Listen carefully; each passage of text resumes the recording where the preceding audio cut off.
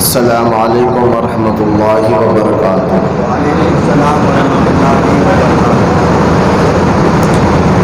الحمد للہ رب العالمین، والصلاة والسلام علی سید المرسلین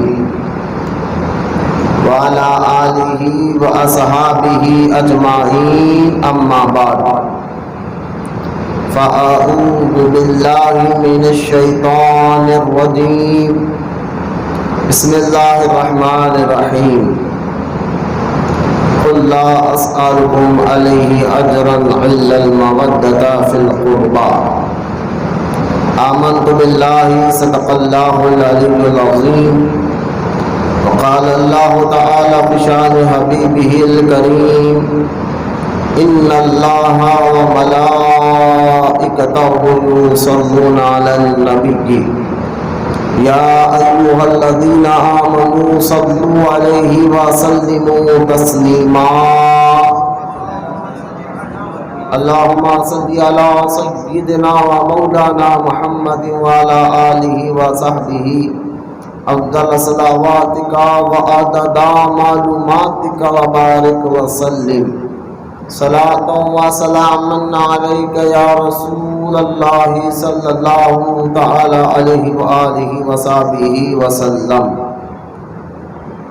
آج کا یہ ہفتے واری اجتماع منسوب کیا گیا ہے امام پنجم حضرت سیدنا امام محمد بن باقر رضی اللہ تعالی عنہ کے عرس پاک کی یاد میں، کیونکہ حضرت سیدنا امام محمد بن باقر رضی اللہ تعالی عنہ کا عرس مبارک ذی الحج کے ابتدائی اشرا یعنی 7 ذی الحج کو آپ کا عرس مبارک ہوتا ہے، تو وقت کے اعتبار سے ہم نے اس کو تھوڑا آگے کر رکھا۔ آج آپ ہی کی شان و عظمت کے متعلق کچھ باتیں آپ کے سامنے رکھوں گا۔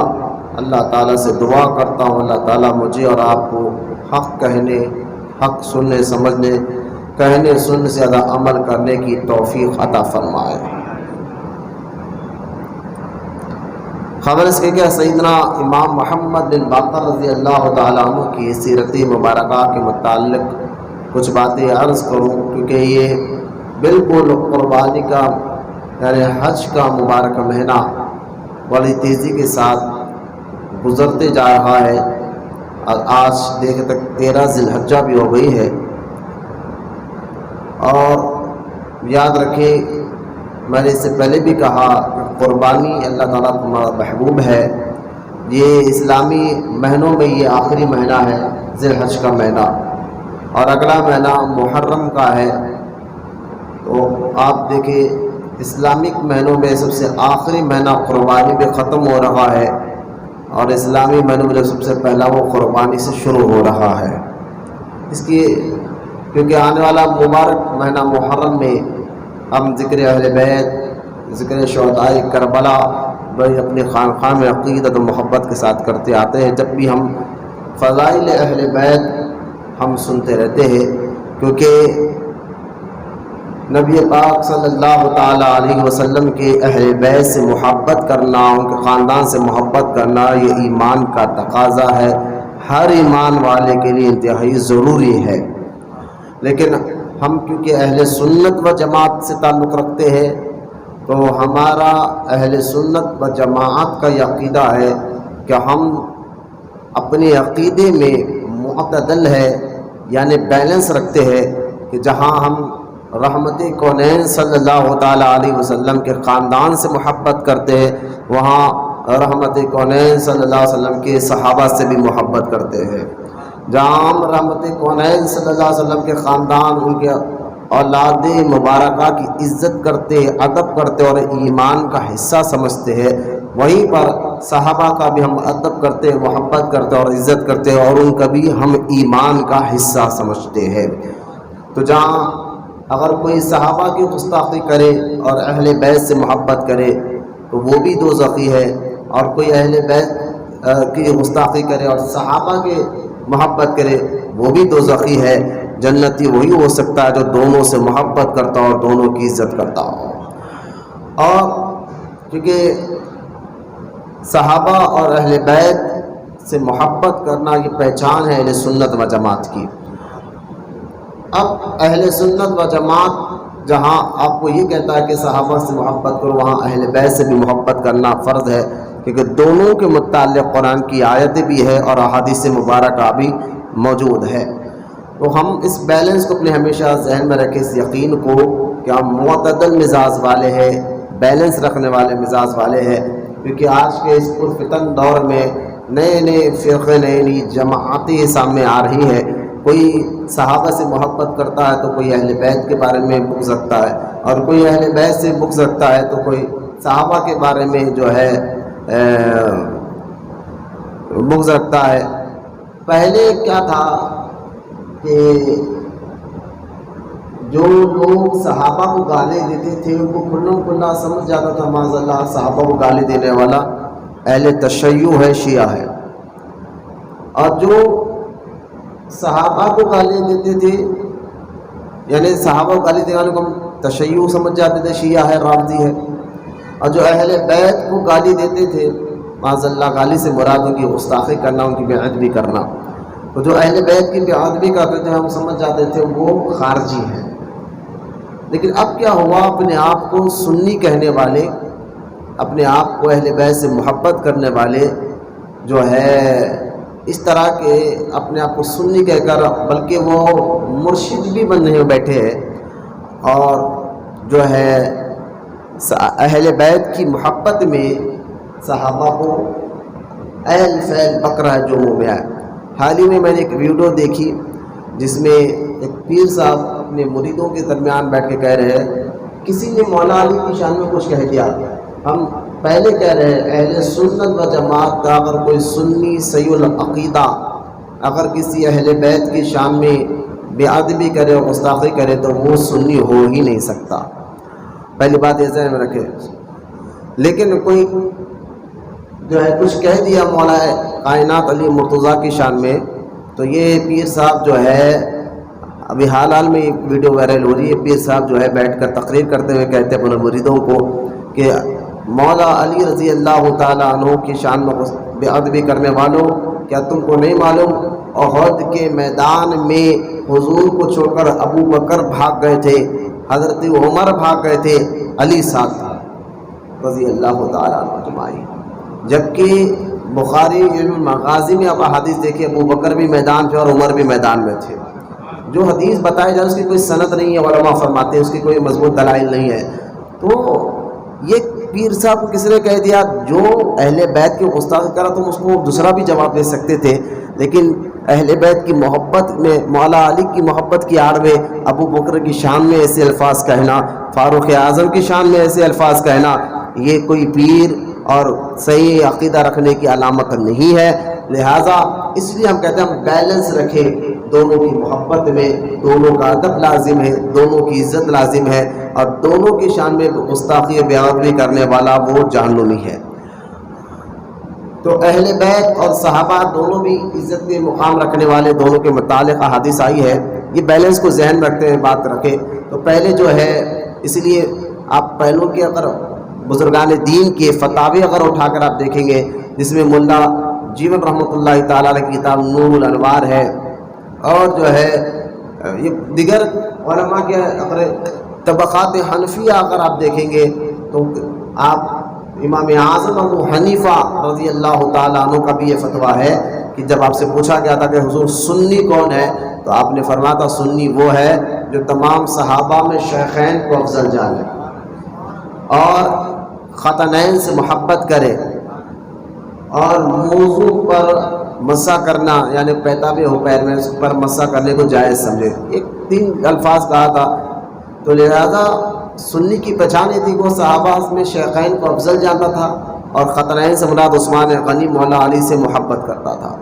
لیکن اب جو ہے اپنے آپ کو سنی بولنے والے بھی اس طرح کے اللہ ان کے برے خیالات سے ہماری حفاظت فرمائے۔ کچھ اہل بیت کی فضائل آپ کے سامنے رکھتے ہوئے میں مین مدعے پر آ جاتا ہوں، امام محمد بن باقر رضی اللہ تعالیٰ عنہ کی ذات مبارکہ کے تعلق۔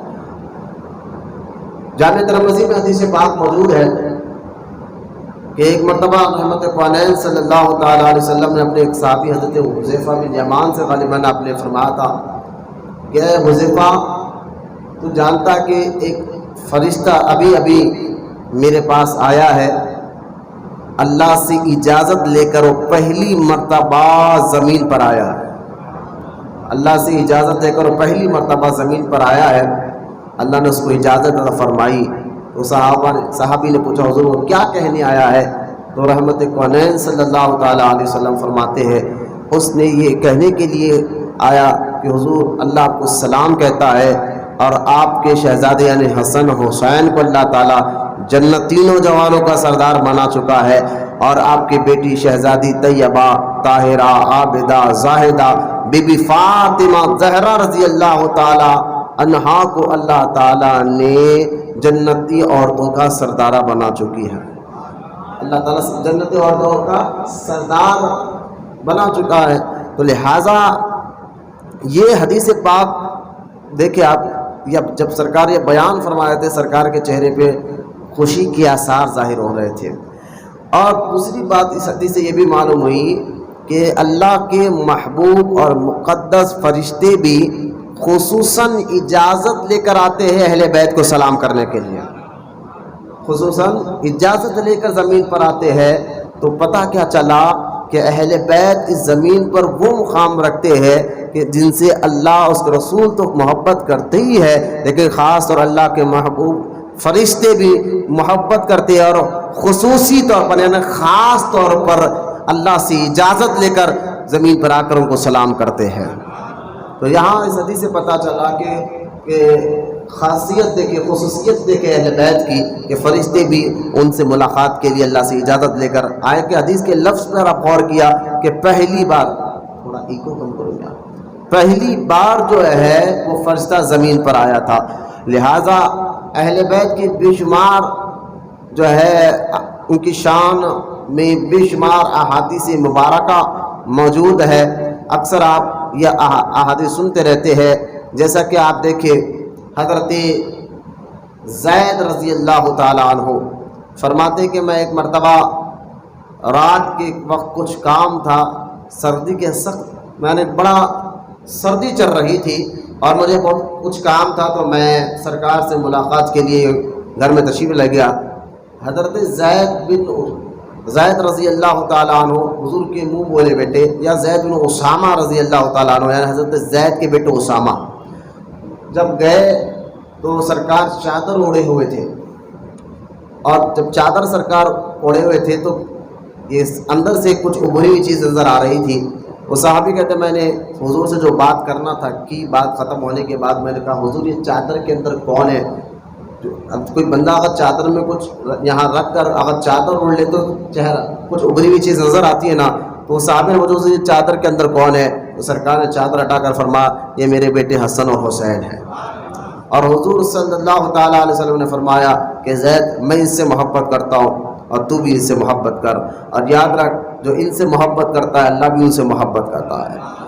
لہٰذا سرکار مدینہ صلی اللہ تعالیٰ علیہ وسلم نے بے شمار احادیث مبارکہ موجود ہے کہ اہل بیت کے شان اور عظمت کے بارے میں، تو ان سے محبت کرنا، جیسا کہ قاضی ایاز رحمۃ اللہ تعالیٰ علیہ اپنی کتاب شفا شریف میں فرماتے ہیں اہل بیت سے محبت کرنا ہر مسلمان پر لازم ہے، ضروری ہے، فرض کی طرح ہے۔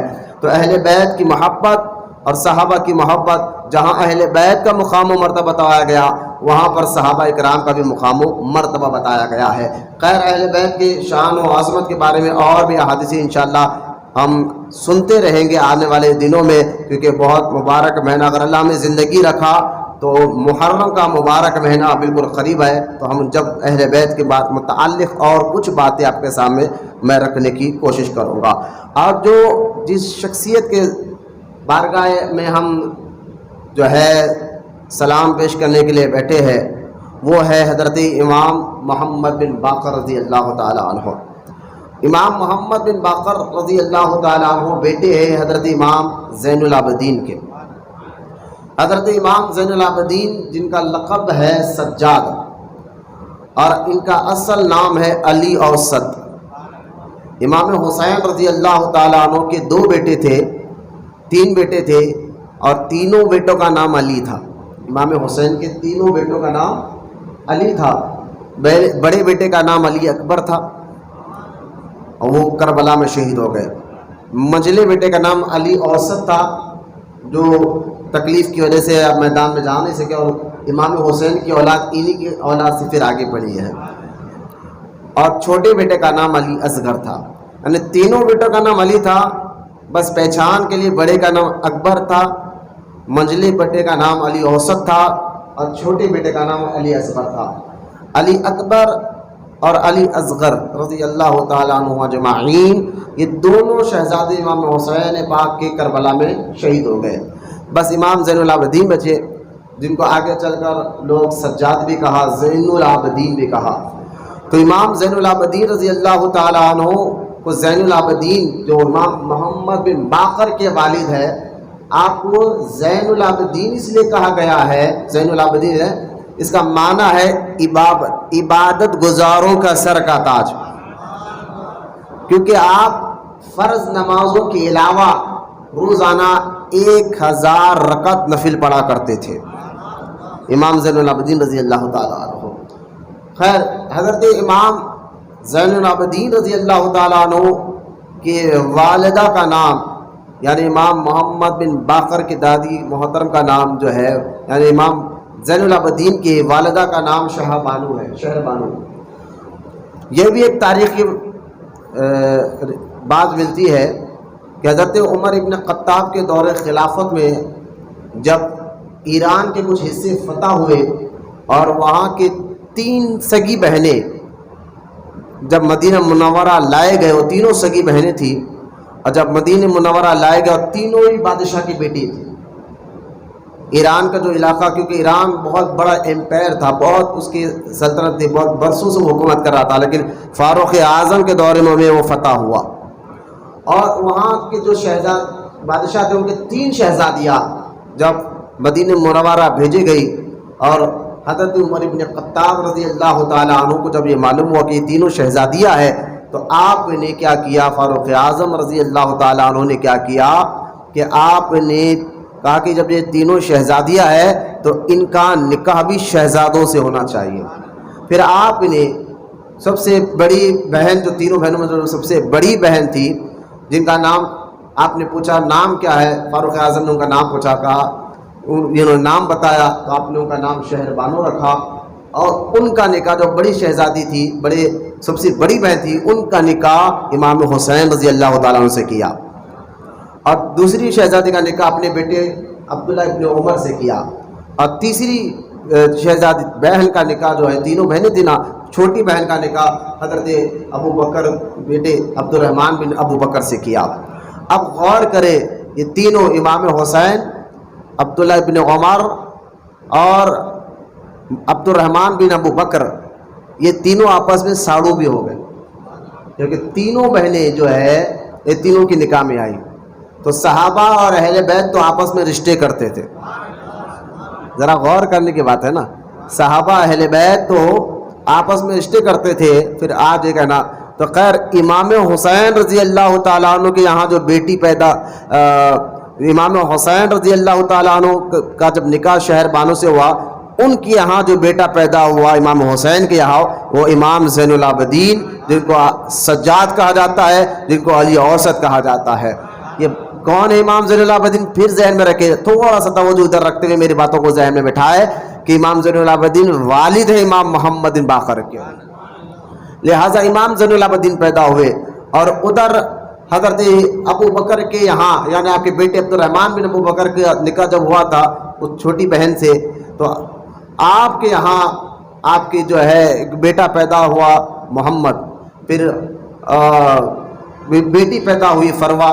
یہاں میں رشتہ داری انشاءاللہ آگے چل کر بتاؤں گا کہ کس طرح پھر یہ شجرہ جا کر امام جعفر صادق سے مل جاتا ہے. تو خیر امام محمد بن حضرت امام زین العابدین جب پیدا ہوئے, اور آپ کا جب نکاح ہوا امام زین العابدین کا, وہ امام حسن کی بیٹی کے ساتھ ہوا, اپنے چاچا کی بیٹی کے ساتھ ہوا, اور ان کا نام فاطمہ تھا. جب یہ نکاح ہوا تو بیٹے جب نکاح ہوا تو ان کے یہاں بیٹا پیدا ہوا امام محمد بن باقر رضی اللہ تعالیٰ عنہ. اب امام محمد بن باقر رضی اللہ تعالیٰ عنہ کو آپ دیکھیں ان کا نام محمد رکھا تھا، باقر آپ کو اس لیے کہا جاتا ہے، اصل میں امام زین العابدین نے اپنے بیٹے کا نام محمد رکھا تھا، لیکن آپ کو باقر اس لیے کہا جاتا ہے، مفسرین فرماتے ہیں، علماء کرام فرماتے ہیں کہ باقر اس لیے کہا جاتا ہے کہ آپ یعنی قرآن اور احادیث کے مسئلے یعنی بہت گہری نظر رکھتے تھے اور اس کا مسئلہ بس چٹکیوں میں حل کر دیا کرتے تھے، کوئی بھی کتنا بھی مسئلہ، یعنی بہت، باقر کا معنی ہے گہرائی تک دیکھنے والا۔ وہی میں اکثر ایک مثال دیتا ہوں، جو میں یہاں تفسیر نعیمی میں مفتی احمد یار خان نعیمی رحمۃ اللہ تعالیٰ علیہ نے مثال دی کہ قرآن پڑھنا اور خود کا سمجھنا، قرآن پڑھ کر خود سمجھنا یہ ناممکن کی بات ہے۔ پھر اس کی ایک مثال دیتے ہوئے فرمایا کہ دیکھو اگر ایک جہاز جو ہے سمندر میں جا رہا ہو تو تمہیں تو اس جہاز میں بیٹھنے والے عام آدمی کو تو سمندر دکھ رہا ہے، پانی دکھ رہا ہے، لیکن اس کی گہرائی کتنی ہے، جہاز کی اسپیڈ کتنی ہے، کتنی فٹ اونچائی سے جا رہا ہے، کتنی گہرائی ہے، یہ ساری باتیں جہاز چلانے والے کپتان کو معلوم ہوتی ہے۔ تو تفسیر نعیمی میں مفتی احمد یار خان نعیمی رحمۃ اللہ تعالیٰ نے کیا پیاری بات فرمائی، آپ فرماتے ہیں کہ سنو کہ جس طرح جہاز، پانی کا جہاز جو چلاتا ہے کپتان، اس کو معلوم ہوتا ہے کہ اس سمندر کی گہرائی کتنی ہے اور کتنی اسپیڈ سے جہاز جا رہا ہے، تو اسی طرح قرآن جو اللہ کا کلام ہے اس کی گہرائی کو سمجھنا ہر ایک کی بات نہیں ہے، اللہ تعالیٰ کسی کسی کو اس کا علم عطا فرماتا ہے، اس کو گہرائی کو سمجھنے کی توفیق عطا فرماتا ہے، جس کو ہم آج کے دور میں فقیہ کہتے ہیں، ائمہ کہتے ہیں، علماء فقہ کہتے ہیں، جو قرآن اور حدیث کی گہرائی کو سمجھ کر مسئلہ نکال کر پھر لوگوں کو آسان کر بتاتے ہیں۔ تو امام محمد بن باقر جو امام حسین کے پوترے، امام زین العابدین کے بیٹے، جو ان کو باقر اس لیے کہا گیا ہے کہ آپ قرآن کی اس گہرائی تک جاتے ہیں، قرآن حدیث کی مسائل اور وہاں سے مسئلہ نکال کر پھر عوام کو بتایا کرتے تھے۔ بہت گہری نظر رکھنے والا قرآن حدیث پر اور رکھ کر سمجھانے والا، اس لیے آپ کو باقر کہا جاتا ہے۔ باقر کا معنی میں آپ کو بتا رہا ہوں۔ اور کیوں نہ ہو کہ جب ظاہری خلافت امام حسن سے ختم ہوئی 6 مہینے کے بعد، تو اللہ تعالیٰ نے پھر ان کے اولاد میں امام حسن، امام حسین کی اولاد میں اللہ تعالیٰ نے باطنی خلافت کا سلسلہ جاری فرمایا، جس میں آپ دیکھیں اعلیٰ حضرت امام احمد رضا خان رحمۃ اللہ تعالیٰ علیہ سے جب پوچھا گیا کہ حضور کہ اولیاء اللہ میں جو درجے ہے کہ کوئی قطب ہے، کوئی ابدال ہے، کوئی عقبا ہے، کوئی نجما ہے، بہت سے درجے ہیں اولیاء اللہ کے، لیکن بزرگان دین میں انبیاء کی بات نہیں کر رہا ہوں، نبی اور رسول کی بات نہیں کر رہا ہوں، اولیاء اللہ کی بات کر رہا ہوں۔ بزرگوں میں، اولیاء اللہ میں سب سے بڑا درجے کا نام غوث ہے۔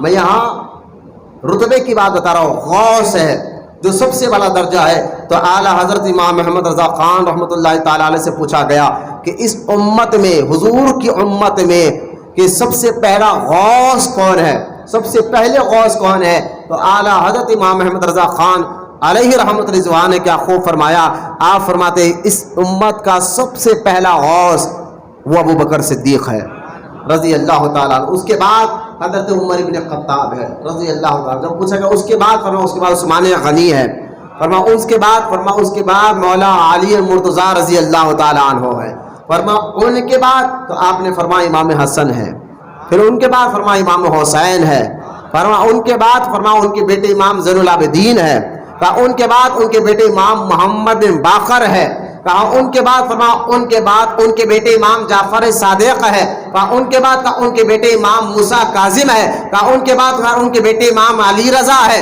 فرما ان کے بعد امام نقی رضا ہے، فرما ان کے بعد امام تقی رضا ہے، اور پھر آخر میں جا کر یہ غوث کا لقب جو ہے غوث اعظم تک ملا۔ اب غوثیت کا جو مقام ہے وہ شیخ عبد القادر جیلانی کے پاس ہے جو حسنی حسینی سید ہے، اور آخر میں جا کر یہ لقب ملے گا امام مہدی رضی اللہ تعالیٰ عنہ کو۔ خیر یہ بھی ایک بات درمیان میں آگے تو میں نے بتا دیا کہ ولایت کا سلسلہ پھر یہ اہل بیت میں آنا شروع ہو گیا، یعنی باطنی شہنشاہیت یعنی خلافت اللہ تعالیٰ نے اہل بیت کو عطا فرمایا۔ امام محمد بن باقر رضی اللہ تعالیٰ عنہ جب اپنے والد کے ساتھ ایک مرتبہ کا واقعہ ہے آپ اپنے والد کے ساتھ امام زین العابدین کے ساتھ آپ ان کا ہاتھ پکڑ کر جو ہے مدینے پاک روضے رسول صلی اللہ علیہ وسلم پر سلام کرنے کے لیے حاضر ہوئے اپنے والد کے ساتھ. کون؟ امام محمد بن باقر اپنے والد کے ساتھ سلام عرض کرنے گئے تو وہاں صحابی رسول حضرت جابر بن عبداللہ رضی اللہ تعالیٰ عنہ سے آپ کی ملاقات ہوئی. حضرت امام زین العابدین آگے بڑھے اور کہا یہ میرے نانا کے صحابی ہے. ان کو ہاتھ بالکل ادب سے ملا, سلام کیا. سلام کرنے کے بعد کیا تو حضرت جابر رضی اللہ تعالیٰ عنہ کافی آپ کی عمر ہو گئی تھی اور آپ کے آنکھوں کی روشنی کم ہو گئی تھی. آپ نے سلام پر امام حسین کے بیٹے زین العابدین کو تو پہچان لیا کہ یہ زین العابدین ہے, لیکن آپ نے دھندلا پن میں دیکھا کہ ان کے ساتھ ایک لڑکا بھی ہے. تو آپ نے پوچھا کہ حضرت صحابی رسول حضرت جابر بن عبداللہ رضی اللہ تعالیٰ عنہ نے پوچھا کہ اے شہزادے امام حسین کے بیٹے, یہ بتاؤ کہ آپ کے ساتھ جو کون ہے, چھوٹا سا لڑکا جو چھوٹا سا شہزادہ مجھے نظر آ رہا ہے. تو امام زین العابدین نے فرمایا کہ یہ میرا بیٹا محمد ہے, یہ میرا بیٹا محمد ہے. حضرت جابر اور صحابہ رسول نے ان کو قریب بلوایا اور قریب بلا کر, یہ کب کی بات ہے؟ کربلا کا واقعہ ہو چکا تھا, کربلا کا واقعہ ہو چکا تھا, 60 ہجری کے بعد کی بات ہے. کربلا کا واقعہ ہو چکا تھا. قریب بلایا کس کو؟ امام جو چھوٹے تھے امام محمد باقر, محمد کو قریب بلایا حضرت جابر بن عبداللہ نے اور بلا کر ان کا ہاتھ کو بڑی محبت سے چوما. صحابی ہے, چوما, ہاتھ کو چوما اور چاہتے تھے کہ قدم بھی چومے.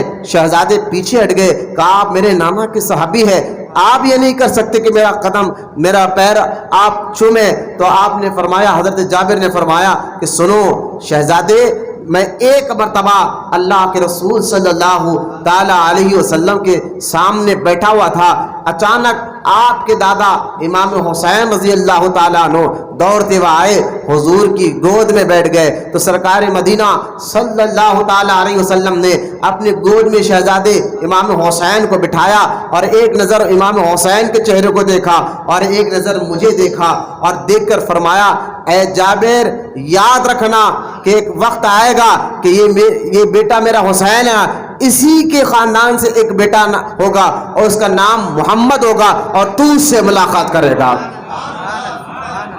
محبت سے سبحان اللہ. امام محمد بن باقر کی پیدائش سے پہلے حضور نے بشارت عطا فرما دی, کہا کہ تو اس کو سلام کرے, ملاقات کرے گا اور جب اس سے ملاقات کرے نا اس کو میرا سلام کہنا, اس کو میرا سلام کہنا. تو اب لہٰذا اس حدیث سے پتہ چلا سرکار مدینہ علیہ السلام کے غیب کا علم اللہ پاک نے عطا فرمایا تھا اور یہ اشارہ دے دیا حضرت جابر کو سرکار نے کہ اے جابر تو اس وقت تک نہیں مر سکتا جب تک حسین کے بیٹے کو نہ دیکھ لے. اور یہ واقعہ ہوا کہ امام محمد جب چھوٹے رہنے آپ کے خدمت میں آئے تو آپ نے ان کو سلام کیا اور حضور کا بھی سلام پہنچایا, حضور کا بھی سلام پہنچایا. اور اس کے چند دن کے بعد جو ہے حضرت جابر بن عبداللہ رضی اللہ تعالیٰ عنہ جو صحابی رسول ہے ان کا انتقال ہو چکا تھا. لہٰذا حضرت امام محمد بن باقر وہ شخصیت ہے جن کے پیدا ہونے سے پہلے حضور نے ان کی بشارت عطا فرمائی تھی. اور بھائی یہ غور کرے, یہ کون ہے امام محمد بن باقر؟ یہ امام محمد بن باقر وہ ہے جن کو دربار سے خیرات ملتی ہے تو غوث اعظم کو بھی ملتی ہے. ہاں, غوث اعظم بھی وہاں خیرات دینے چلے جاتے ہیں. غریب نواز بھی جس دربار سے خیرات مانگتے ہیں وہ دربار امام محمد بن باقر رضی اللہ تعالیٰ عنہ کا ہے.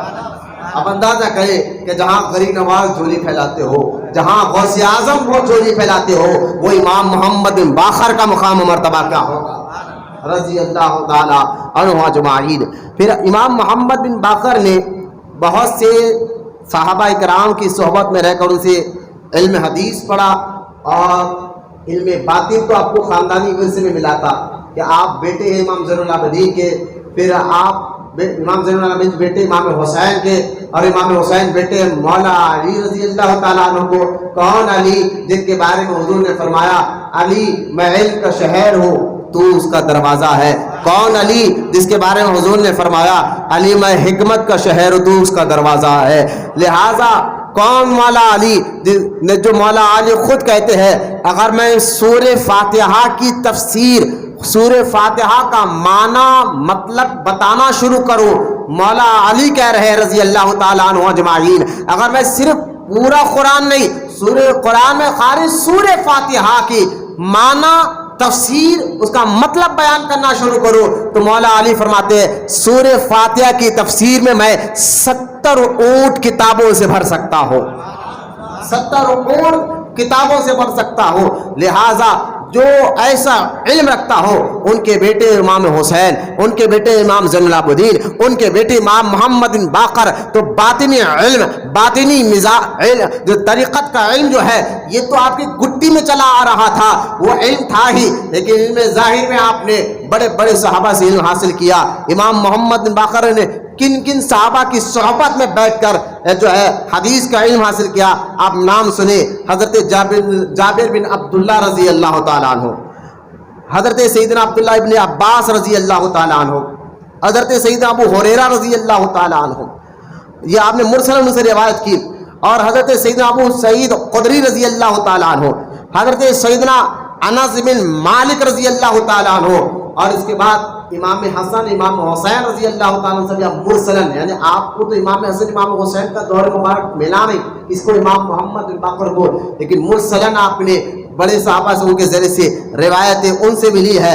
پھر آپ دیکھیں تابعین میں کچھ تابعین جو صحابہ کو دیکھتے ہیں وہ تابعی ہوتا ہے، امام محمد بن باقر نے کچھ تابعی سے بھی علم حاصل فرمایا ہے، ان تابعی کا نام کیا ہے؟ سیدنا سعید بن مسیب رضی اللہ تعالیٰ عنہ اور حضرت سیدنا عبداللہ بن ابو رافع رضی اللہ تعالیٰ عنہ، یہ دو تابعی ہے جس امام محمد بن باقر نے علم حدیث حاصل فرمایا ہے اس صحابہ کے ساتھ۔ پھر امام محمد بن باقر سے کن کن تابعین نے کن کن ائمہ نے علم حاصل کیا؟ امام باقر سے، جب امام باقر پڑھے پھر ان کی شاگرد کون ہے؟ امام باقر کے شاگرد آپ سنیں، امام محمد بن باقر کے شاگرد کون ہے؟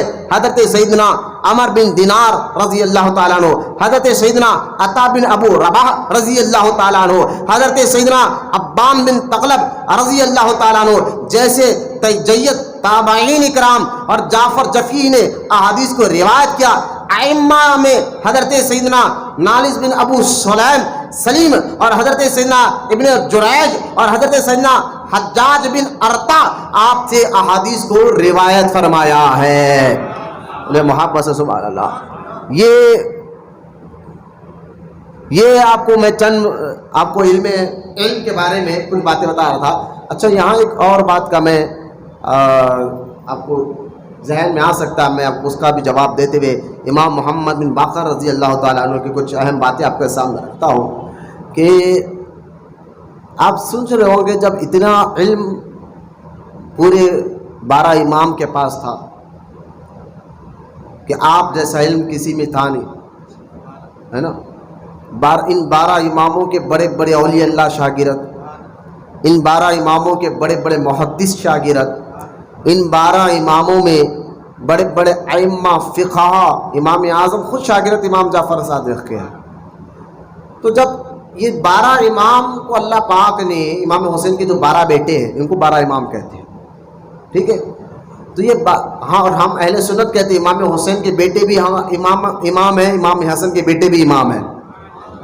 ایسا نہیں کہ صرف ہم، کیونکہ یہ شیعوں اہل تشیعوں کا کام ہے کہ وہ جو ہے صرف کوئی حسینی شیعہ بنے ہوا ہے، کوئی حسنی شیعہ بنے ہوا ہے، تو ایسا نہیں ہے کہ ہم تمام بیٹوں کی عزت کرتے ہیں تب کرتے ہیں امام حسن کے، کیونکہ امام حسین کی اولاد امام زین العابدین سے آگے بڑھی ہے، اور امام حسن کی اولاد حضرت سیدنا حسن مصنع رضی اللہ تعالیٰ عنہ سے آگے بڑھی ہے۔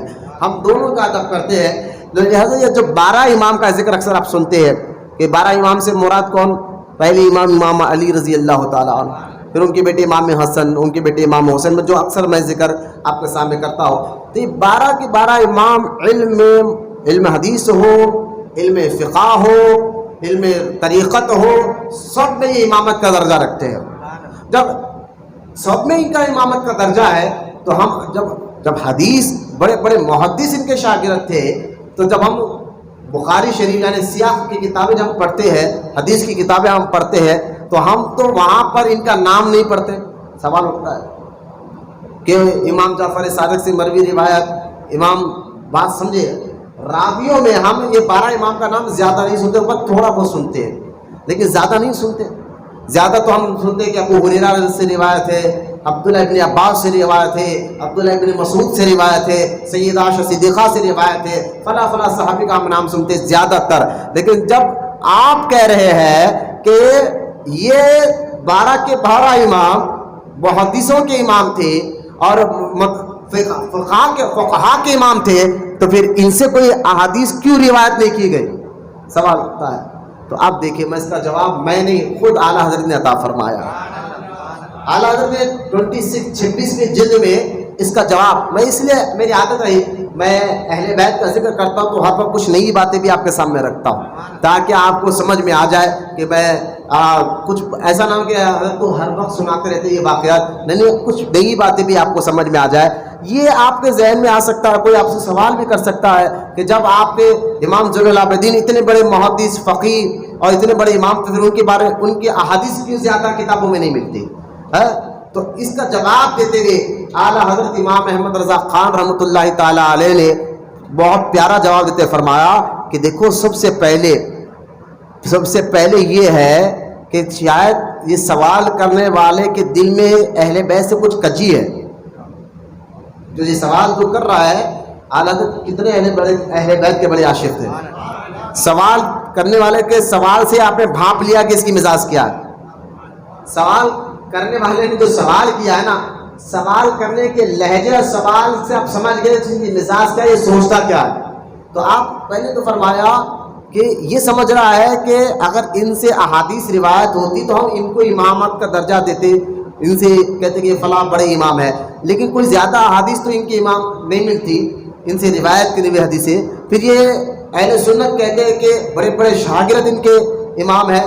تو اعلیٰ حضرت فرماتے ہیں ہاں یقیناً بڑے بڑے محدث شاگرد ہیں اماموں کے, تمام اماموں کے شاگرد ہے, فقہا کے شاگرد ہے, فقہا شاگرد امام جعفر صادق کے, جیسے کہ امام اعظم ابو حنیفہ رحمۃ اللہ تعالی علیہ. اب اس کا جواب دیتے اعلیٰ حضرت فرماتے ہیں کہ دیکھو, جو فضیلت کا درجہ اللہ نے دیا ہے, اگر ایسا دیکھا جائے کہ جو حدیث روایت زیادہ کرے وہی بڑا امام ہے, وہی بڑا محدث ہے, اگر یہ تم سمجھ رہے ہو تو اعلیٰ حضرت فرمایا کہ مجھے بتاؤ کہ صحابہ میں سب سے افضل صحابی ابو بکر ہے, ان کے بعد عمر ابن خطاب ہے, ان کے بعد عثمان غنی ہے, ان کے بعد مولا علی ہے. لیکن یہ تمام پر تو سارے مسلمانوں کا اجماع ہے کہ صحابہ میں سب سے افضل ابو بکر ہے, عمر ہے, عثمان غنی ہے, مولا علی ہے. لیکن اعلیٰ حضرت فرماتے کیا ان چاروں سے زیادہ حدیثیں روایت ہوگی؟ کتب احادیث میں کہیں پر ان چاروں سے زیادہ روایت کرے بھی حدیث نہیں ملتی. تو اس کا مطلب یہ نہیں ہے کہ ابو بکر معاذ اللہ کے رتبے ان کا کم ہو گیا ہے, ایسا نہیں ہے. ورنہ پھر اگر تم اماموں پہ اعتراض کرو گے پھر یہ اعتراض ابو بکر پر بھی جائے گا, یہ اعتراض فاروق اعظم پر بھی جائے گا, یہ اعتراض عثمان غنی پر بھی جائے گا, یہ اعتراض جو ہے مولا علی پر بھی جائے گا, جبکہ سب جانتے ہیں صحابہ میں سب سے افضل یہ 4 ہیں. اور محبت سے سوال, ذرا سستی کاہلی آ رہی ہے, کسی کی آنکھیں بند ہو رہی ہیں, دیکھ رہا ہوں میں, محبت سے ایک مرتبہ درود پاک پڑھیے, بلند آواز سے پڑھیے, بلند آواز سے درود پاک پڑھیے. اگر اب کسی کی آنکھیں بند ہوئی تو باہر بھیجا دیتا اس کو, باہر بھیجا کے تو جا کے منہ دھو لو, بات نہیں کرو, بات نہیں کرو. لہذا میں کچھ علمی بات آپ کو بتا رہا ہوں کہ کیوں ان اماموں سے احادیث اعلیٰ حضرت بتا رہے ہیں. اعلیٰ حضرت فرماتے ہیں کہ پہلے تو یہ قاعدہ نکال دو کہ جو زیادہ حدیث روایت کرے وہ ان سے کیوں زیادہ حدیث روایت نہیں ہے. پھر ابو بکر کی بھی زیادہ روایت نہیں ملتی, فاروق اعظم کی بھی نہیں ملتی, عثمان غنی کی بھی نہیں ملتی. اس کا مطلب یہ نہیں ہے کہ معاذ اللہ کہ جو زیادہ احادیث روایت کرے وہ بڑا ہے, ایسا نہیں, وہ علم میں بڑا, ایسا نہیں ہے. بلکہ اعلیٰ حضرت فرماتے ہیں ہر ایک کی قسمت میں, ہر ایک کے حصے میں اللہ تعالیٰ نے اپنے فضل سے ڈیوٹیاں منتخب کر دی تھی. بولنا سبحان اللہ. ہر ایک کے سہارے کی ڈیوٹی الگ الگ ہوتی ہے, یہ اللہ کی جانب سے فیصلے ہوتے ہیں. کہ تو کسی کی ڈیوٹی تھی کہ وہ خال میں آگے بڑھے تو احادیث زیادہ روایت کرے, اس لیے وہ خال میں آگے بڑھ گئے, اور کسی کی ڈیوٹی حال کی تھی تو حال میں آگے بڑھ گئے. ورنہ یہ سمجھنا کہ جو زیادہ حدیثیں کرے تو یہ تو زیادہ حدیثیں تو صحابہ کر رہے ہیں، ابو ہریرہ ہے، عبداللہ ابن مسعود ہے، سیدہ عائشہ صدیقہ ہے، عبداللہ ابن عباس ہے، جو سب سے زیادہ حدیث روایت کر رہے ہیں، تو ان کی ڈیوٹی اللہ تعالیٰ نے یہ رکھی تھی۔ اس کا مطلب یہ خود شاگرد ہے صحابہ کے، یہ خود شاگرد ابو بکر کے، لہٰذا تو ہر ایک کی ڈیوٹی الگ الگ ہوتی ہے۔ کوئی خلافت سنبھالتا ہے، کوئی ظاہری خلافت سنبھالتا ہے، تو کوئی ظاہری اور باطنی دونوں خلافتیں سنبھالتا ہے۔ اور یہ چاروں جو ہے خلفائے راشدین، یہ ظاہری بھی خلافت سنبھالتے تھے اور باطنی بھی خلافت سنبھالتے تھے۔ ان کو دونوں خلافتیں اللہ پاک نے چاروں ائمہ کو دیا، چاروں خلفاء کو دیا تھا۔ لہٰذا یہ کہنا کہ ان اماموں سے روایت زیادہ کیوں نہیں ملتی، تو لہٰذا اور جن کی شاگرد بڑے بڑے محدث ہو، پھر بھی تم سوال کا تعلق کرتے، جن کی شاگرد میں بڑے بڑے فقہا ہو، پھر بھی تم سوال کرتے ہو۔ اگر تمہارا سوال یہ ہے کہ پھر آگے اعلیٰ حضرت فرماتے ہیں، پھر مجھے بتاؤ کتابوں میں امام شافعی سے روایت کرتے ہوئے احادیث نہیں ملتی زیادہ تر، امام اعظم کے امام احمد بن حنبل سے روایت کرتے ہوئے زیادہ حدیث نہیں ملتے، اور ان اماموں پہ تم کیا کہو گے جو امام بخاری کے بارے میں کہتے ہیں پھر امام بخاری کے خود زیادہ تر روایتیں نہیں ملتی؟ تو ایسا نہیں ہے کہ اللہ تعالیٰ نے ڈیوٹیاں سب کی الگ الگ رکھی ہیں، بولا محبت سے سبحان اللہ، لیکن مقام و مرتبہ وہی ہے۔ تو امام محمد بن باقر رضی اللہ تعالیٰ عنہ سے روایت کیوں نہیں ہے؟ ارے بھائی اس لیے نہیں ہے کہ وہ خال میں آگے تھے، ورنہ ان کے شاگرد تو بڑے بڑے محدث ہیں۔ ایک روایت میں آتا ہے کہ امام جعفر صادق نے امام اعظم ابو حنیفہ رضی اللہ تعالیٰ عنہ جہاں امام جعفر صادق کی صحبت اختیار کی ہے، وہیں پر جو ہے آپ جو ہے امام محمد بن باقر رضی اللہ تعالیٰ عنہ کی بھی صحبت کو اختیار فرمایا ہے۔ تو مجھے بتائیے جن کے شاگرد میں فقہاء میں اتنا بڑا فقیہ امام اعظم ابو حنیفہ، جن کا شاگرد ہے وہ امام جعفر صادق ہے، جن کا وہ شاگرد ہے وہ امام محمد بن باقر ہے، تو شاگردوں کا یہ علم ہے، ان کی سمجھ اتنی ہے، تو اندازہ کرے کہ استادوں کا عالم کیا تھا ہوگا۔ یہ بات امام اعظم پڑھا ہے امام جعفر صادق کی صحبت میں رہ کر، اور امام جعفر صادق پڑھے اپنے والد امام محمد بن باقر کی صحبت میں رہ کر، تو جو علم آیا ہی امام اعظم کو امام جعفر کے ذریعے رضی اللہ تعالیٰ عنہ، تو اندازہ کرے۔ اب یہ میں آپ کو ایک اور بات بتاتے ہوئے، امام محمد بن باقر رضی اللہ تعالیٰ عنہ کو اللہ تعالیٰ نے بے شمار کرامات بھی عطا فرمایا۔ اب ساری زندگی مدینہ پاک میں رہے، مدینہ پاک میں زندگی گزارا، جنت البقیع میں امام حسن رضی اللہ تعالیٰ عنہ کے روضے مبارکہ کے قریب آپ کا مزار مبارک موجود ہے۔ امام محمد بن باقر رضی اللہ تعالیٰ عنہ کے پاس ایک آپ کے شاگرد، جن کا نام تھا ابو بصیر، وہ نابینا تھے۔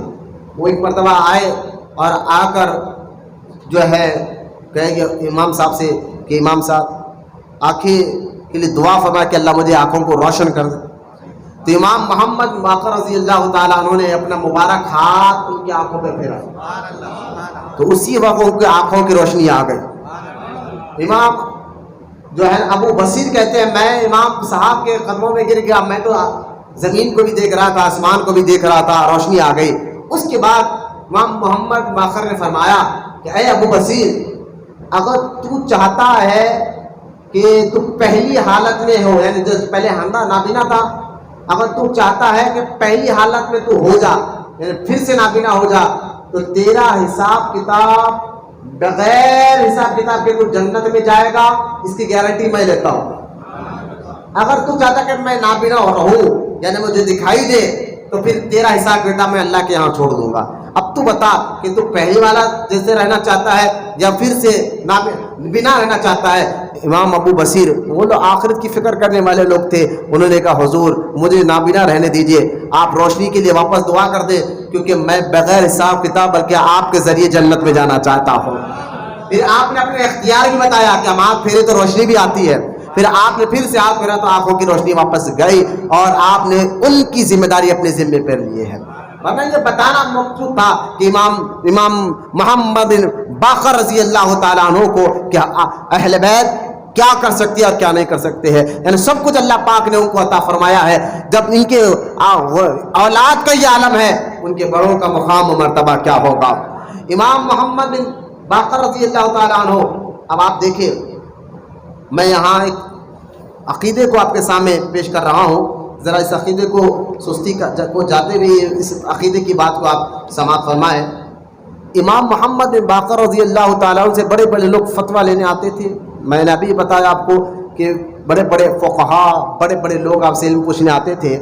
اب ایک سوال جو ہے، ایک سوال آیا امام محمد بن باقر سے، ایک شخص نے آ کر سوال کیا، کیونکہ جب کربلا کا واقعہ ہوا نا، یہ تو عثمانی غنی رضی اللہ تعالیٰ عنہ کے دور شہادت سے یہ مسئلہ ہو گیا تھا کہ خارجی قسم کے لوگ اور رافضی قسم کے لوگ پیدا ہو چکے تھے۔ رافضی میں خاص طور رافضی قسم کے لوگ یہ اس دور میں پیدا ہو چکے تھے، مولا کائنات کے دور میں پیدا ہو چکے تھے رضی اللہ تعالیٰ عنہ اجمعین۔ وہ مولا علی کو معاذ اللہ خدا کہنا شروع کر دیا تھا، اور کسی نے مولا علی کو یہ کہتے تھے کہ ہم علی کو ابو بکر و عمر سے افضل مانتے ہیں، یہ کہا کرتے تھے۔ تو حضرت علی رضی اللہ تعالیٰ عنہ نے اعلان فرمایا تھا، جب مولا علی کے کانوں میں یہ بات پہنچی کہ کچھ لوگ آپ کو ابو بکر اور عمر سے افضل مانتے ہیں، جامع ترمذی میں حدیث پاک موجود ہے، مولا علی رضی اللہ تعالیٰ نے فرمایا تھا اگر کسی نے مجھے ابو بکر اور عمر سے افضل مانا تو میں اس کو 80 کولڈے ماروں گا، 80 کولڈے ماروں گا۔ تو خیر ایسے لوگ اس دور میں پیدا ہو چکے تھے جو اہل بیت اور صحابہ میں تفرقہ ڈالنے کے لیے عجیب عجیب باتیں، اور دھیرے دھیرے چلتا رہا۔ کربلا کے واقعے کے بعد تو کچھ لوگ ایسی ذہن طرف چکے تھے کہ دیکھو میں گاڑیوں کے اندر آ جا رہے لوگ، کونے دیکھو گاڑی لے کے تو پیچھے گئے ہو، درود شریف پڑھی ایک مرتبہ، پیچھے گئے دیکھو مسجد کے پیچھے، محبت سے درود پاک بلند آواز سے پڑھیے۔ اللہم صلی علی سیدنا محمد وعلی آلہ وصحبہ افضل صلواتک وعدد معلوماتک بارک وسلم، صلاۃ و سلام علیک یا رسول اللہ صلی اللہ تعالی علیہ وسلم۔ تو لہٰذا اس دور سے کربلا کے واقعات کے بعد تو اور معاذ اللہ کچھ لوگ ایسے پیدا ہو گئے تھے، یعنی ان اماموں کے دور میں، جیسے کہ امام محمد بن باقر کے دور میں ہو یا امام زین العابدین کے دور میں ہو، ایسے لوگ پیدا ہو چکے تھے جو معاذ اللہ ابو بکر کو گالیاں دیتے تھے، ان کی شان میں گستاخیاں کرتے تھے۔ اور میں کہتے ہیں نا، جب افواہ پھیلتی ہے تو کچھ اچھے لوگ بھی باتوں میں آ جاتے ہیں، برے لوگوں کی صحبت سے اس لیے بچوں کچھ اچھے لوگ بھی باتوں میں آ جاتے ہیں۔ تو لہٰذا یہ بات ذہن بن چکا تھا لوگوں کا کہ یہ ابو بکر کو کوئی معاذ اللہ صدیق نہیں کہتا تھا، اور طرح طرح کی باتیں یہ شیخین کے بارے میں کہتے تھے، ابو بکر عمر کے بارے میں کہا کرتے تھے۔ اب ایک شخص، یعنی یہ اماموں سے تو محبت کرتے تھے اہل بیت سے، لیکن صحابہ سے چڑھ رہے تھے، خاص طور صحابہ میں ابو بکر اور عمر سے چڑھ رہے تھے۔ تو ایک شخص امام محمد بن باقر کے پاس آیا اور آ کر اس نے سوال کیا کہ حضور میں آپ سے ایک فتویٰ لینے آیا ہوں۔ آپ نے پوچھا، کیا پوچھتا ہے؟ کیا حضور، کیا اب میں اپنی تلوار کو، تلوار کی جو مونٹ ہوتی ہے اس کی مونٹ کو میں چاندی کی بنا سکتا ہوں یا سونے کا اس پر کچھ کام کر سکتا ہوں یا چاندی کی بنا سکتا ہوں؟ آپ نے فرمایا ہاں کر سکتا ہے۔ امام محمد بن باقر نے فرمایا ہاں تو اپنی تلوار کی مونٹ کو چاندی کی بنا سکتا ہے۔ اس نے کہا حضور اس کا ثبوت کیا ہے، اس کی دلیل کیا ہے؟ تو امام محمد بن باقر کیا ثبوت دے رہے تھے؟ کیا کہ مفتی ثبوت دیتا نا، دلیل دیتا ہے نا، پھر فتویٰ دیتا ہے قرآن حدیث کی روشنی میں۔ امام محمد بن باقر رضی اللہ تعالیٰ نے فتوے میں فرمایا کہ میں نے اپنے والد اور اپنے دادا سے یہ بات سنی ہے کہ ابو بکر صدیق کے پاس جو تلوار تھی ان کی تلوار کی مونٹ چاندی کی تھی۔ محبت سے سبحان اللہ، ان کی تلوار کی مونٹ چاندی کی تھی۔ یہ فتویٰ امام محمد بن باقر نے جب دیا، ابو بکر صدیق کا لفظ استعمال کیا تو وہ حیران ہو گیا، وہ چہکنے لگا۔ بھائی اگر کوئی آپ کو میرے بارے میں ایک مثال دے رہا ہوں، بہت نیچے اتر کر، کیونکہ آپ دور ہو گیا ہے کہ آسانی سے بات سمجھ میں نہیں آتی آپ لوگ کو، تو تھوڑا نیچے اتر کے کوئی مثال دینا چاہتا ہوں میں آپ کو کہ کوئی آپ کو میرے بارے میں کہا کہ بھائی صاحب ہے نا، ہو ان کے سامنے فلاں آدمی کا ذکر نہیں کرنا، بولے کیوں؟ دونوں میں دشمنی ہے۔ اب آپ کو تو پتہ نہیں ہے، لیکن آپ سنے تھے، لیکن آپ جو ہے نا میرے پاس آئے بات کر رہے ہیں، ان کا ذکر نہیں کر رہے، لیکن اچانک میں خود ان کا ذکر کر دوں، آپ بولیں گے یہ کیا بھائی، آپ ان کا ذکر کر رہے ہیں، میں نے تو سنا کہ ایسا مسئلہ ہے، بولیں گے نہیں بولیں گے؟ اب یہ افواہ دشمنوں نے پھیلائی تھی نا، میں نے تو تھوڑا ہی پھیلائی تھی، دشمنوں نے پھیلائی تھی۔ ابھی مثال ذہن میں رکھے، امام محمد بن باقر سے آ کر اس نے جب سوال کیا تو آپ نے فرمایا کہ میں نے اپنے دادا والد سے سنا ہے کہ ابو بکر صدیق رضی اللہ تعالیٰ عنہ کے تلوار جو کی مور تھی وہ چاندی کی تھی تو حیران ہو گیا، کہنے لگا امام محمد باقر آپ ابو بکر کو صدیق کہتے ہیں؟ اس نے سوال کیا آپ ابو بکر کو صدیق کہہ رہے ہیں؟ اب یہ کہنا تھا، حضرت امام محمد بن باقر کا چہرہ جلال میں آیا. دیکھیے آپ یہ کام اہل بیت اور صحابہ میں کوئی جھگڑا کوئی لڑائی نہیں تھی. نہیں ابو بکر نے بی بی فاطمہ کو باغ نہیں دیا. ابے باغ کا مسئلہ لے کے آ کر کیوں عوام میں انتشار پیدا کرتے ہو؟ آپ دیکھیں غور کریں، امام محمد بن باقر رضی اللہ تعالیٰ عنہ کو جلال آیا. آپ نے فرمایا واللہ صدیق، واللہ صدیق، واللہ صدیق. آپ جلال میں اس کو کہا اللہ کی قسم ابو بکر صدیق ہے، ابو بکر صدیق ہے، ابو بکر صدیق ہے. بولے محبت سے سبحان اللہ. ان اللہ والوں کے عرس کی یادیں ہم مناتے ہیں تو ہمیں پتہ چلتا ہے کہ ان کی محبت آپس میں کیسی تھی اہل بیت اور صحابہ میں. میں بتا سکتا ہوں اگر وقت اجازت دیتا تو میں آپ کو بتاتا کہ حضرت اہل بیت اور صحابہ ان میں تو آپس میں رشتہ داریاں ہو رہی ہیں. کوئی کسی کی بیٹی ان کے گھر کی بہو ہے تو کسی کی بیٹی ان کے گھر کی بہو ہے. کہیں پر وہاں کوئی بھائی مجھے بتائیے کوئی اپنے دشمن کو بیٹی دیتا ہے یا آپ اپنے دشمن کے گھر بیٹی مانگنے جاتے ہیں؟ معاذ اللہ ایسا نہیں کرتا. عام آدمی ایسا کام نہیں کرتا. اگر اہل بیت اور صحابہ میں دشمنی ہوتی تو امام زین العابدین رضی اللہ تعالیٰ عنہ اپنے بیٹے امام محمد بن باقر کا جب وہ بڑے ہو گئے امام محمد بن باقر تو ان کے نکاح کرانے کی جب فکر ہوئی تو امام زین العابدین اپنے خالہ زاد بھائی یعنی آپ کے، کیونکہ امام زین العابدین کی ماں اور حضرت ابو بکر صدیق رضی اللہ تعالیٰ عنہ کے بیٹے کے عبد الرحمن بن ابو بکر صدیق کی جو بیوی ہے یہ آپس میں بہنیں تھے نا، تو لہٰذا تو آپ کو یہ خالہ ہو گئی. تو لہٰذا امام زین العابدین اپنے خالہ زاد بھائی کے گھر گئے اور جا کر امام زین العابدین فرماتے ہیں ابو بکر صدیق کے بیٹے کے گھر جا کر کہتے ہیں اب میرا بیٹا محمد بن باقر بھی بڑا ہو گیا ہے، میں چاہتا ہوں تمہاری بیٹی فروا کا نکاح میرے بیٹے محمد بن باقر سے کر دیا جائے. تم کہتے ہو اہل بیت صحابہ میں لڑے تھی. میں نے کہا یہ دیکھیں آپ خود امام زین العابدین اپنے گھر کی بہو کس کے گھر سے لا رہے ہیں؟ وہ ابو بکر صدیق کی پوتری ہے. بولے محبت سے سبحان اللہ. وہ ابو بکر صدیق کی پوتری ہے جو بہو بن کر آ رہی ہے امام حسین کے گھر. بولو محبت سے سبحان اللہ. امام حسین کے گھر. اور جب امام محمد بن باقر کا نکاح ابو بکر صدیق کی پوتری سے ہوا سیدہ فروا سے، جب دونوں کا نکاح ہوا تو وہاں بیٹا امام جعفر صادق جیسا پیدا ہوتا ہے. کہنا کہ آپس میں دشمنی ہے شیعوں کے باتوں میں مت آؤ، کالے کپڑے والوں کے باتوں میں. اہل بیت صحابہ ہم اہل سنت و جماعت دونوں سے محبت کرتے، دونوں کی عزت کرتے ہیں. ہرگز ایسا نہیں تھا جو آپ ان لوگ کے بارے میں سن رہے ہیں. آئیے یہ تو میں آپ کو رشتہ داریاں بتا رہا تھا، آگے میں آپ کو کچھ کرامتیں بتاتا، کچھ واقعات بتاتا، لیکن بس اجازت نہیں تھا. کرامات اور واقعات تو ہم اکثر ان اماموں کی سنتے رہتے ہیں الحمدللہ، لیکن آج میں کچھ ان کی حکمت باری باتیں سنانا چاہتا ہوں. ہاں یہ باتیں جو ہے نا بس یہی لوگ کر سکتے ہیں جو کہے، یہی لوگ کر سکتے ہیں جو کر گئے ہیں، ورنہ ہر ایک کی بس کی بات نہیں ہے. یہ ایسی باتیں باریکی کی باتیں لوگوں کے سامنے بتانا یہ علی کے لالوں کا ہی پہچان ہے. تو آج ہم ان کے اقوال سے کچھ فائدہ اٹھاتے ہیں. کرامات تو سنتے رہتے ہیں، ایک سے کرامات امام محمد بن باقر کے شواہد النبوہ میں نور الدین جامی نے لکھا ہے رضی اللہ تعالیٰ عنہ. لیکن آج میں کرامات پر نہیں، آپ کے حکمت اور دانشمند باتوں پر. بھیا لوگ کہتے ہیں نا عقل مند آدمی سے بات کرو، اس سے مشورہ لو، انہیں صحیح مشورہ دیتا. کوئی بیوقوف پاگل آدمی سے جا کر مشورہ نہیں دیتا. اپنا کاروبار کا مسئلہ کچھ بھی ہو وہ دانشمند لوگوں کے پاس جاتا ہے، ہوشیار لوگوں کے پاس جاتا ہے. تو لہٰذا جو ہوشیار لوگ اس کو اچھی بات کہتے ہیں، اچھا مشورہ دیتے ہیں. تو یہ بھی عقل کا تقاضا بھی یہی ہے کہ بیوقوفوں کی دوستی دینا بہت نقصان کی والے ہے. تو عقل مند سے دوستی کرنا، عقل مند سے مشورہ کرنا یہ ہر کوئی چاہتا ہے. لیکن مجھے بتائے جو عقل مند اپنی عقل سے سوچ کر فیصلہ کر آپ کو سب جواب دیتا ہے، ایسی کئی عقلیں جن کے قدموں کی دھول ہو وہ امام محمد بن باقر ہے.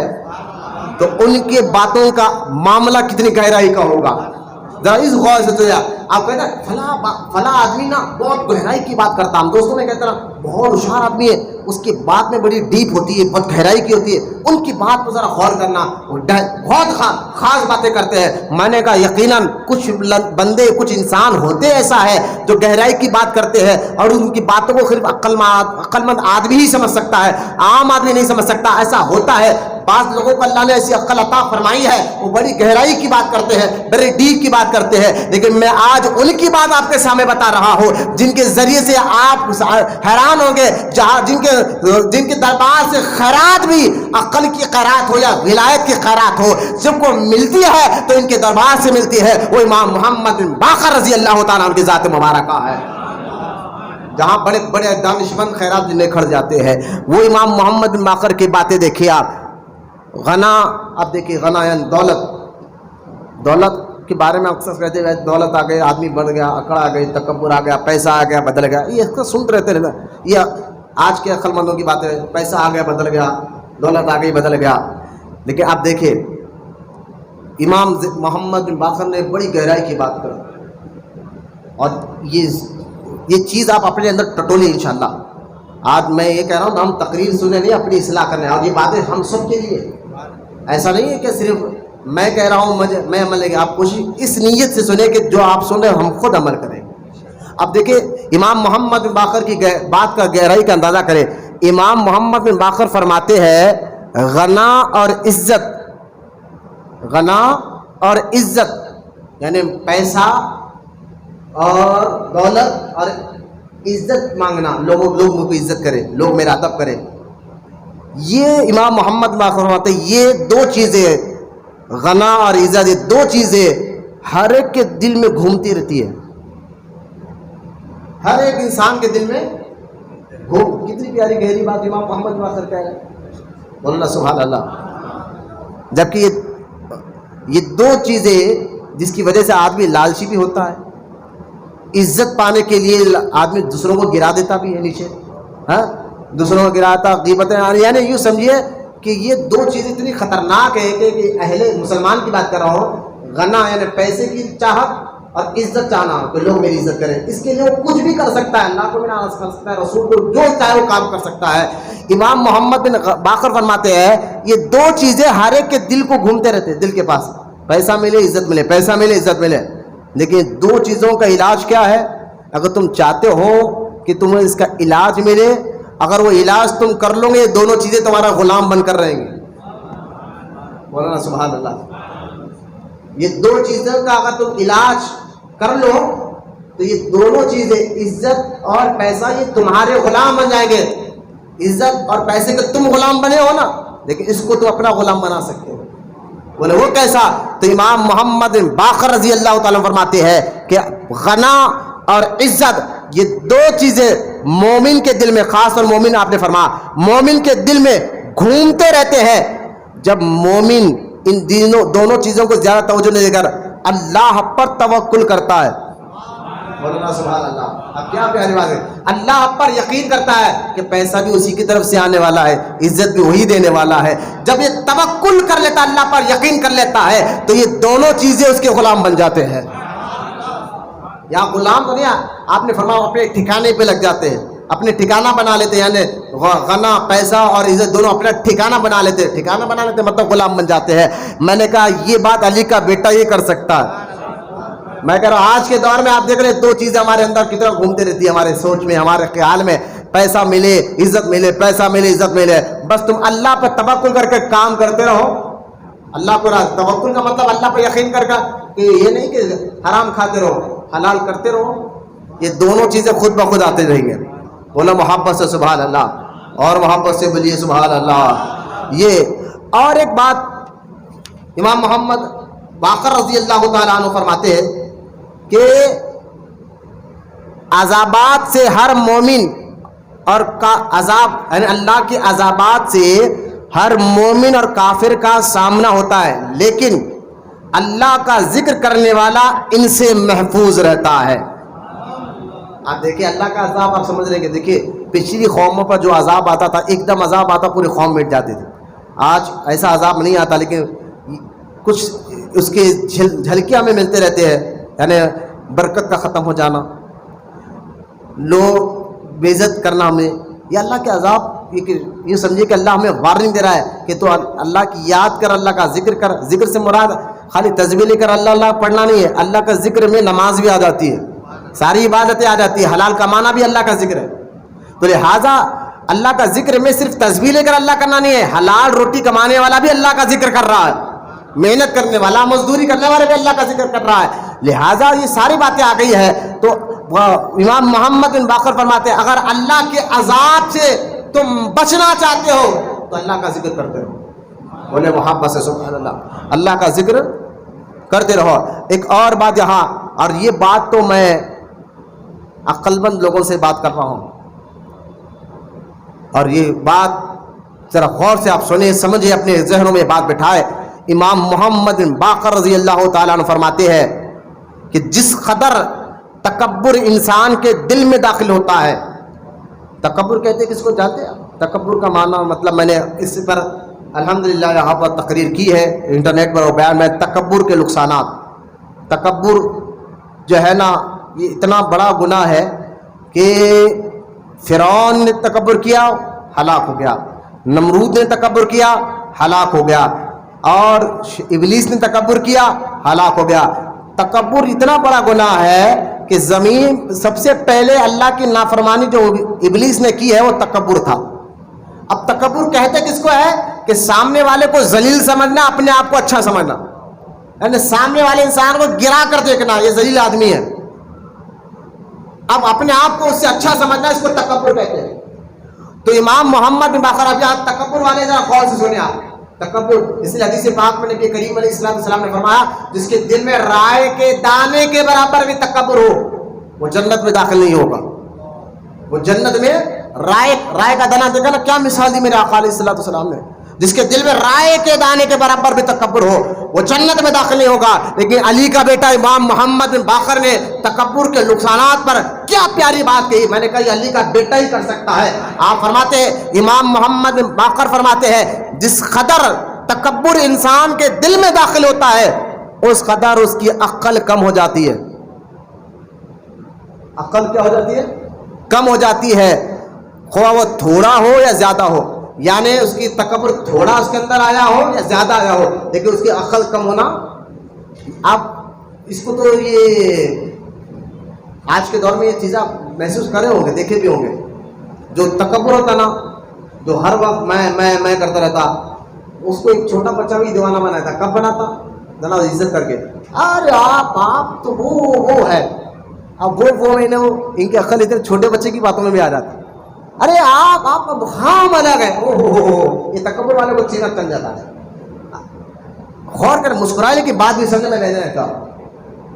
جو امام محمد باقر نے فرمایا کہ تکبر انسان کی عقل کو کم کر دیتا. تکبر کا نقصان یہ ایک تو سب سے بڑا نقصان ہے کہ اللہ ناراض ہو رہا ہے، لیکن عقلی طور پر امام محمد باقر کے بتا رہے ہیں کہ تم انسان ہو، تم چاہتے تمہاری فطرت کیسی ہے، تمہاری مزاج کیسی ہے. یہ امام محمد باقر اچھی طرح واقف ہے انسان کی فطرت اور مزاج سے. تو آپ جو ہے قرآن حدیث تو ہے ہی کہ تکبر کرنے والا جہنم میں ہے، تکبر انسان کو دوزخ میں لے جاتا ہے، تکبر کرنے والے کو اللہ ناراض ہوتا ہے، تکبر کرنے والے کو اللہ ذلیل کر دیتا ہے. یہ ساری باتیں ہیں ہی، لیکن آپ دیکھیں ایک اور نقصان جو انسان کے مزاج پر پڑتا ہے تکبر کی وجہ سے، وہ اس کی عقل کم ہو جاتی ہے. اب تکبر کرنے والے کو یوں بھی لوگ دیوانہ بناتے ہیں، بس تھوڑی اس کی تعریف کرو سینہ اچھل، تعریف کر کے جو چاہے اسے کام لے لو عقل مند آدمی اشاری کرتے نا. تو لہٰذا تکبر انسان کی عقل کو کمزور کر دیتے ہیں. اب آپ دیکھیں یہاں امام محمد باقر رضی اللہ تعالیٰ نے ایک اور جگہ فرماتے ہیں کہ ہر چیز کے لیے کوئی نہ کوئی آفت ہے. یہاں علماء کے لیے ایک پہلی بات کہی، ہر چیز کے لیے امام محمد باقر فرماتے ہیں لِكُلِّ شَيْءٍ آفَةٌ وَآفَةُ الْعِلْمِ الْإِنسان، یعنی ہر چیز کے لیے کوئی نہ کوئی آفت ہوتی ہے، اور علم کی آفت بولنا ہے. علم کی آفت کیا ہے؟ اب میں جو میری کل عقل میں سے امام محمد بن باقر کی بات کو سمجھا ہوں میں آپ کو بتاتا ہوں میں کیا سمجھا اس بات کو. امام محمد بن باقر رضی اللہ تعالیٰ عنہ فرماتے ہیں کہ ہر چیز کی آفت ہوتی ہے. آفت یعنی پریشانی آتی ہے کسی نہ کسی وجہ سے انسان کو، لیکن اہل علم کے لیے آفت بولنا ہے. یعنی کب؟ دیکھیں جب کوئی روڈی پہلوان سود خور سامنے آ جائے کوئی لیڈر صاحب، کوئی کسی کا احسان جاتا ہے، کہیں عالم کے جو دنیا دار عالم ہوتا ہے، پیسے والا اٹھنا بیٹھنا ہوتا ہے، تو یہ کوئی گناہ کر دے تو یہ بول نہیں پاتا. علم ہے، اس کو معلوم ہے ایک گناہ ہے، لیکن پیسے والا آدمی ہے، میرے کو پیسے دیتے رہتا ہے، میں اگر بولوں گا تو ناراض ہو جائے گا، پیسہ دینا بند کر دے گا، تو یہ آفت ہو جاتی ہے اس کے لیے. بولنا تو اہل علم کے لیے بولنا تو ضروری ہے. اگر اس کے سامنے کوئی گناہ ہو رہا ہے تو اس کو بولنا کا حکم ہے کہ تو بول کہ یہ غلط ہے. اب سامنے والا کوئی بھی اگر ایسا نہیں کہ غریب کو بول رہا امیر کو نہیں بول رہا، باہر جا کے بات کرو بیٹا، مسجد میں نہیں بات کرنا.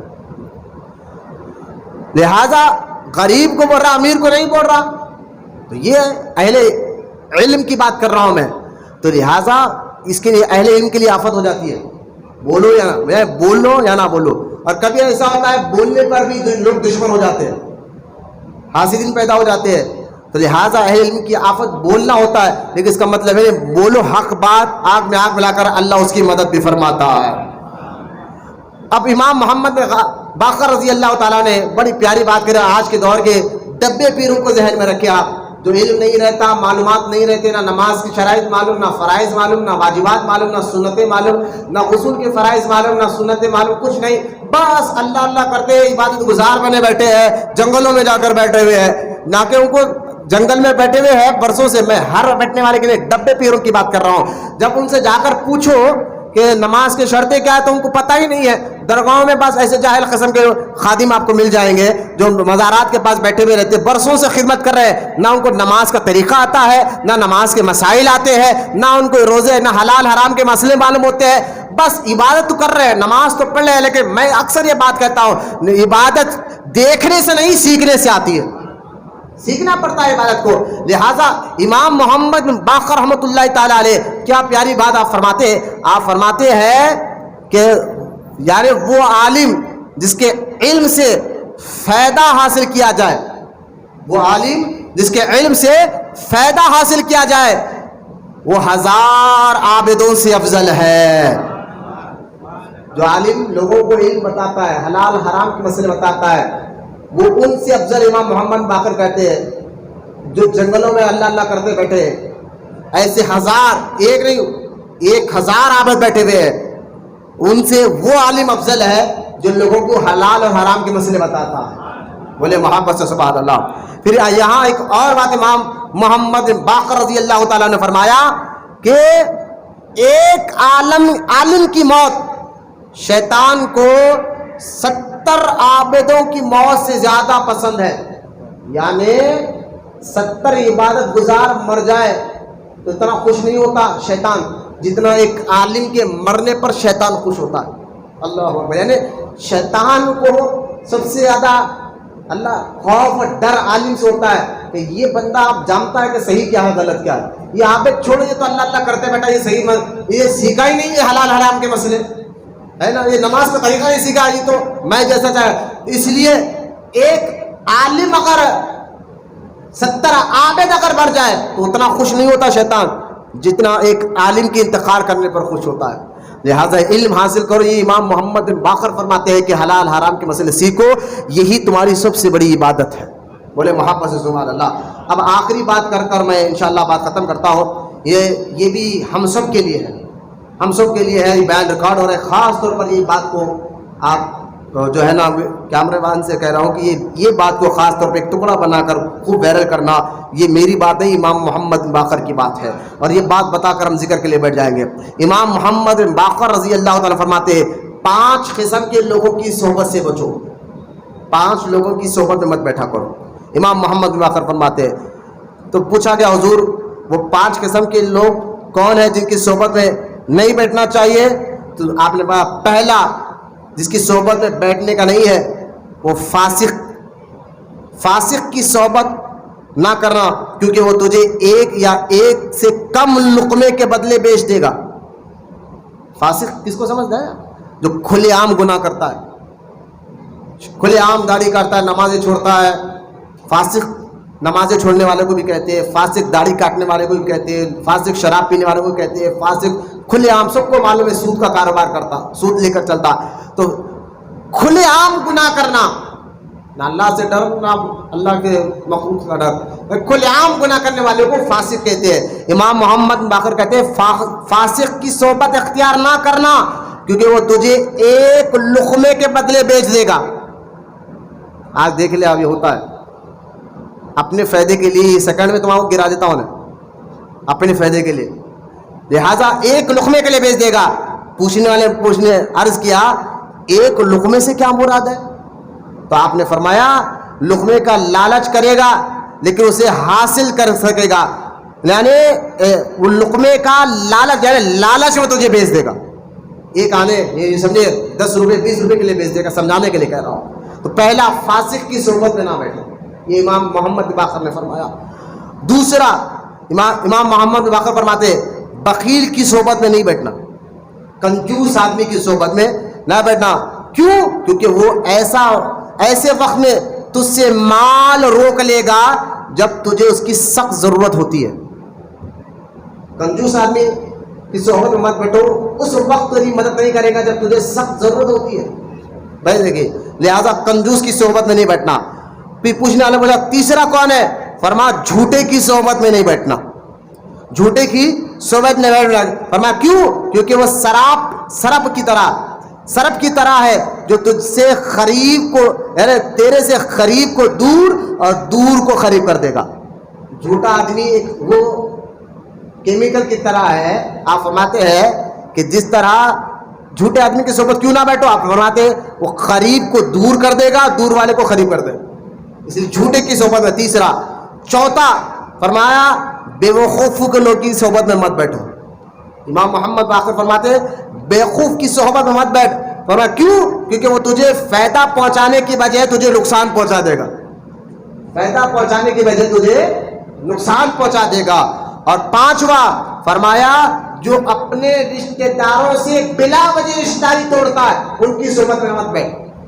بلا وجہ رشتہ دار وہاں بھی ہوں گے, آپ رشتہ توڑ سکتے, بد عقیدہ ہو گئے, ان کی بات میں کر رہا ہوں, لیکن چھوٹی چھوٹی بات پر یا انہوں ہمارا خیال نہیں کر رہے, انہیں ہمارے سے پوچھ رہے نہیں, ہماری بات نہیں کر رہے, یہ شرعی نہیں ہوتا. لہٰذا جو بلا وجہ رشتہ داری توڑے تو امام محمد باقر فرماتے اس کی صحبت میں مت بیٹھ. فرمایا کیونکہ وہ کتاب اللہ یعنی قرآن میں اللہ تعالیٰ نے بلا وجہ رشتہ داری توڑنے والے کو قرآن میں اللہ تعالیٰ نے 3 جگہ ملعون کہا ہے.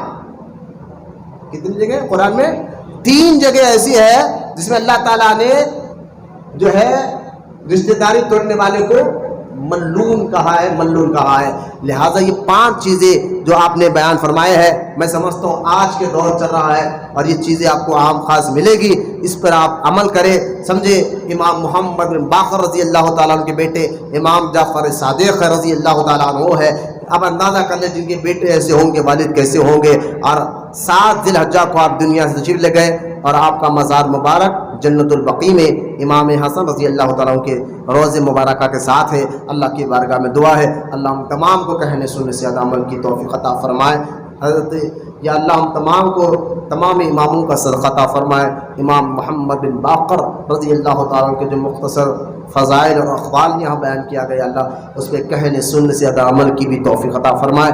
ہمارے خانقاہ محبوب عالیہ کو یا اللہ دن 11ویں رات 12ویں ترقی عطا فرما, اور جتنے مرید متقید ہو کے یا اللہ ان کو دنیا اور آخرت میں کامیابی عطا فرما.